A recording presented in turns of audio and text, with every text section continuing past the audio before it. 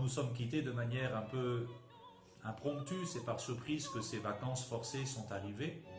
Et cela fait maintenant 2 semaines bien, que nous sommes séparés. Mais qui dit séparation ne dit pas forcément oubli.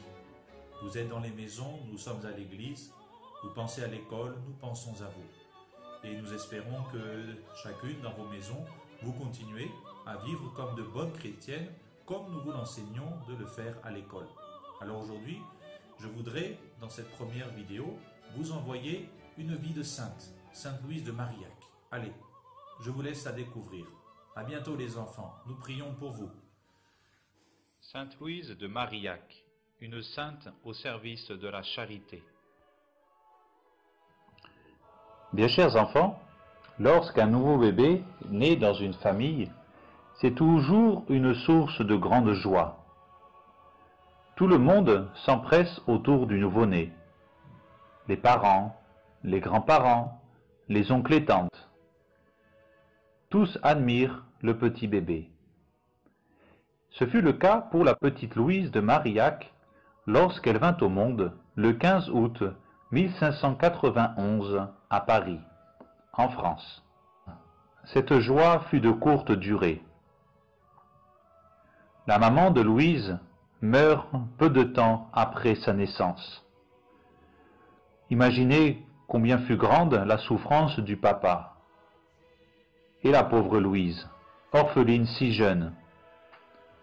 Elle souffrira toute sa vie de n'avoir jamais connu sa maman. Lorsqu'elle eut l'âge de 4 ans, son papa décida de se remarier à une veuve qui avait déjà 4 enfants. Afin d'éviter d'éventuelles disputes, il décida alors de confier l'éducation de sa fille à des religieuses. Ces religieuses, fort bonnes, accueillirent Louise comme de nouvelles mamans. Elles s'occupèrent très bien d'elle, elles l'éduquèrent, lui firent l'école, et surtout lui enseignèrent l'amour de Dieu et de la très sainte Vierge Marie. Quelques années plus tard, son père la confia ensuite à une bonne mère de famille. La jeune Louise, maintenant adolescente, apprend tout ce qui est nécessaire pour une jeune maîtresse de maison.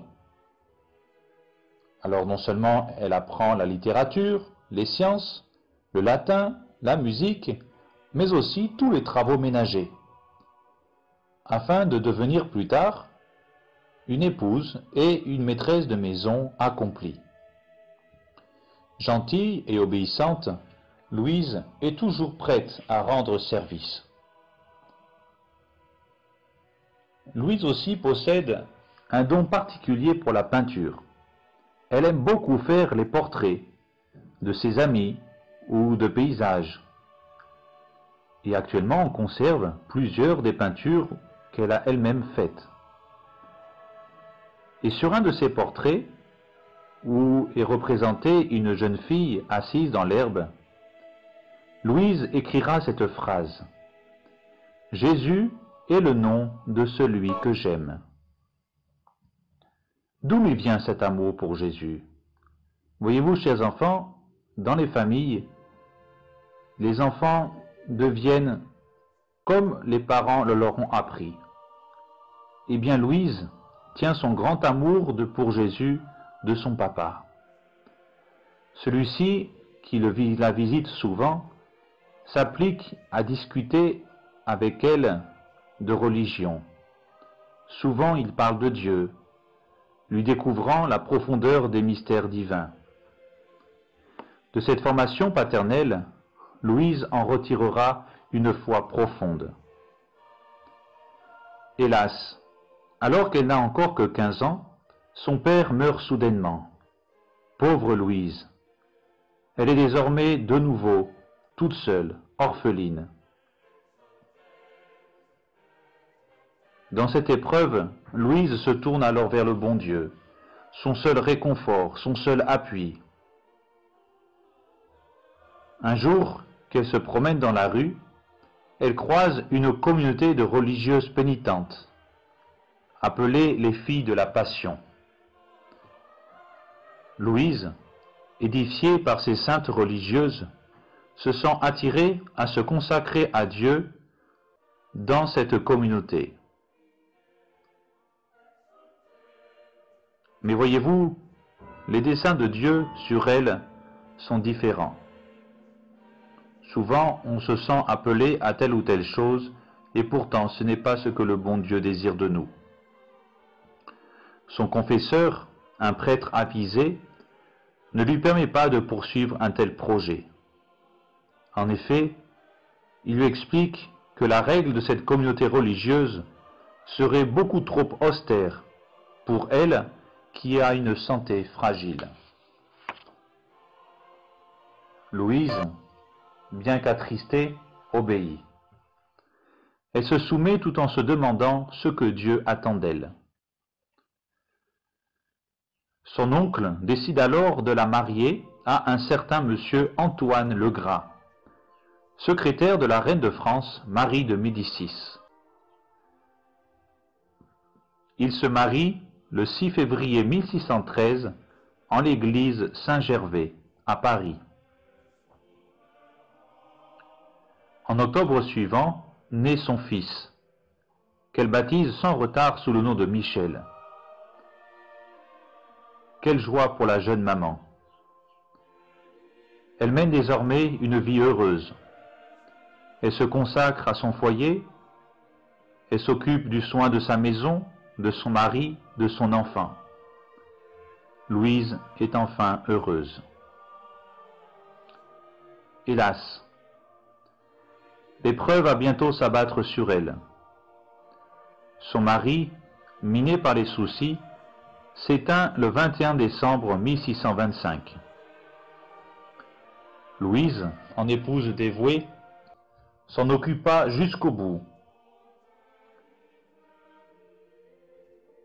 Elle va se retrouver désormais seule avec son jeune fils Michel.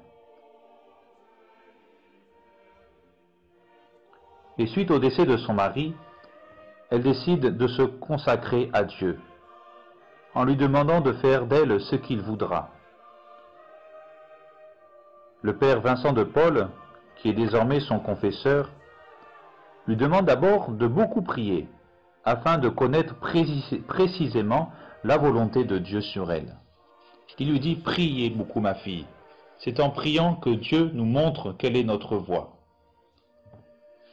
Louise, en attendant que le bon Dieu lui montre quelle est sa voie, son chemin, décide alors de mener une vie de pauvreté et de dévouement. Dans son carnet intime, elle écrira ceci: « Le reste de mes jours doit être consacré à imiter la sainte vie cachée de Jésus-Christ sur la terre. » Et Dieu, d'ailleurs, n'allait pas tarder à lui montrer où précisément il avait besoin d'elle.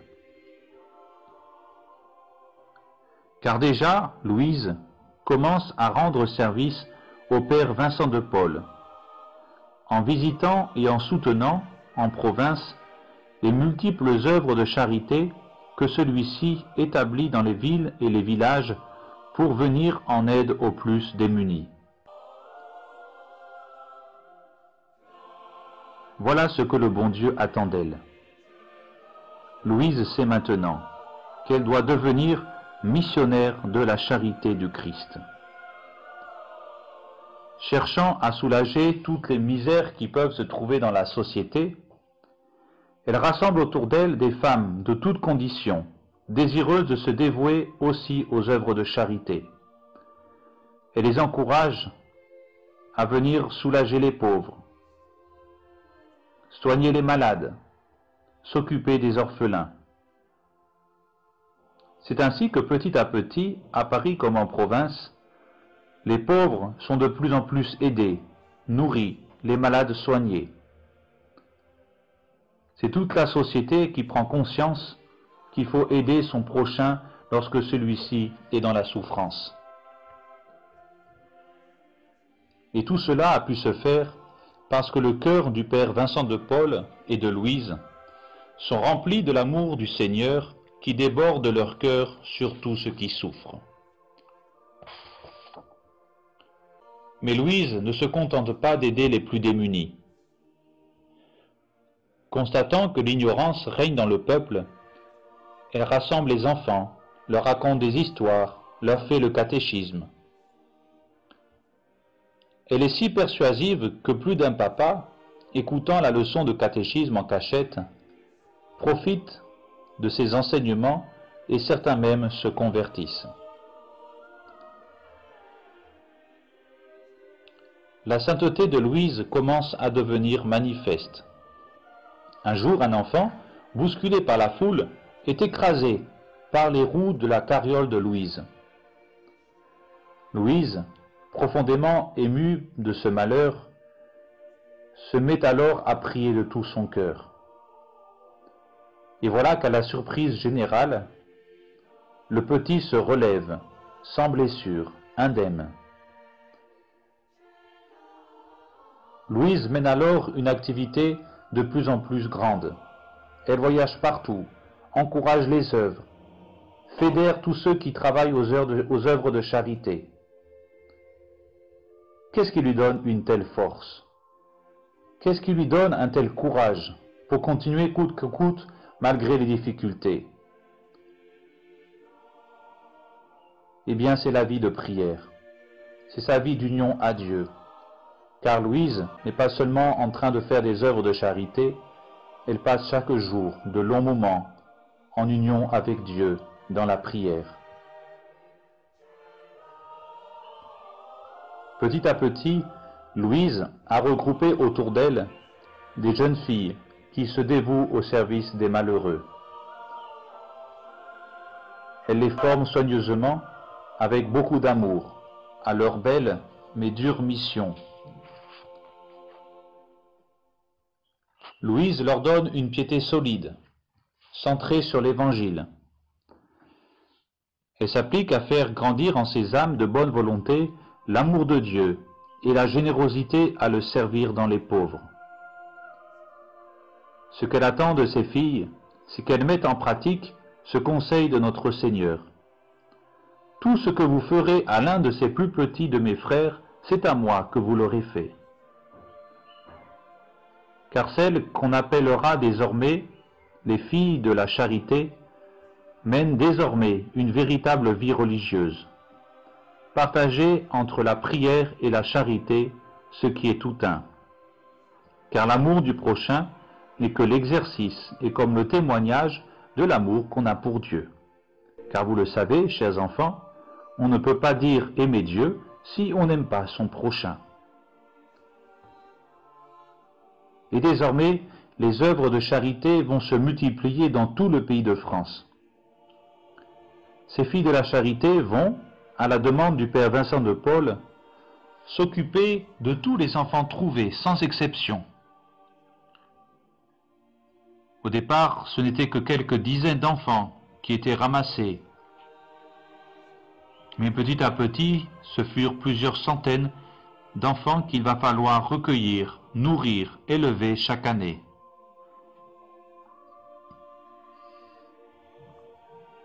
Les filles de la charité s'appliquent aussi à visiter les prisonniers de tout genre. Ces prisonniers, qui étaient souvent des criminels, des bandits, accueillent parfois les sœurs avec des mauvais propos, des mauvaises paroles, voire même des grossièretés. Et pourtant, malgré cet accueil ingrat, les sœurs les soignent. Car, comme leur disait Louise, votre charité sera votre meilleure défense. Durant cette époque, il y avait beaucoup de guerres. La guerre, vous savez, chers enfants, c'est une calamité qui est due à l'égoïsme et à la méchanceté des hommes. Et la guerre cause beaucoup de dommages, de destruction, de morts, de blessures. Louise et ses filles se dévouent partout. Elles recueillent les blessés dans les hôpitaux, groupent les sans-abri dans les refuges.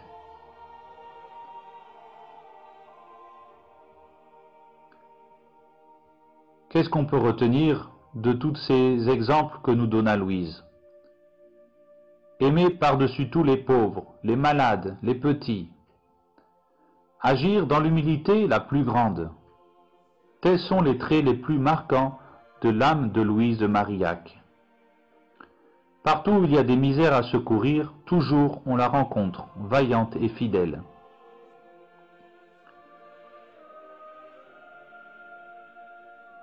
Durant toutes ces années de développement et d'œuvres de charité, Saint Vincent de Paul continue de guider les filles de la charité. Il leur répète sans cesse: les filles de la charité auront pour couvent la maison des malades, pour cloître les rues des villes ou les salles des hôpitaux, et pour couvent leur obéissance.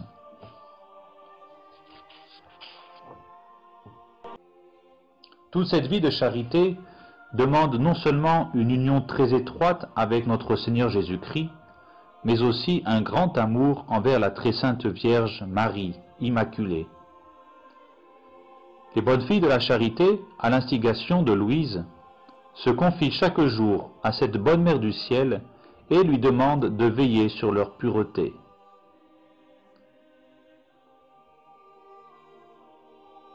Le 15 mars 1660, Louise de Marillac meurt humblement, comme elle a vécu, après avoir une dernière fois répété à ses filles: « Ayez bien soin du service des pauvres ». Elle sera canonisée, c'est-à-dire déclarée sainte, le 11 mars 1934. Par la suite, l'œuvre des filles de la charité se répandit dans le monde entier. Elles allèrent partout se dévouer pour soulager toutes sortes de misères, spirituelles ou corporelles. Que de grâces se sont répandues dans le monde par ces religieuses. C'est à l'une d'elles, sœur Catherine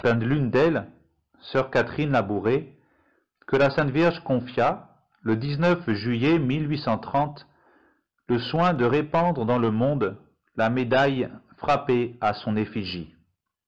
Cette médaille, chers enfants, vous la connaissez, c'est la médaille miraculeuse que vous portez sur votre uniforme. Alors, chers enfants, j'espère que cette vidéo vous a plu. Une seule chose à retenir, soyez bonnes, soyez charitables autour de vous, en aidant vos parents, en aidant vos frères et sœurs, en aidant toutes les personnes de votre entourage. Cherchez toujours à faire le bien autour de vous. Voilà l'exemple que vous laisse cette grande sainte, Sainte Louise de Marillac. C'est en pratiquant la charité fraternelle que vous serez toutes de grandes saintes. Au revoir les enfants.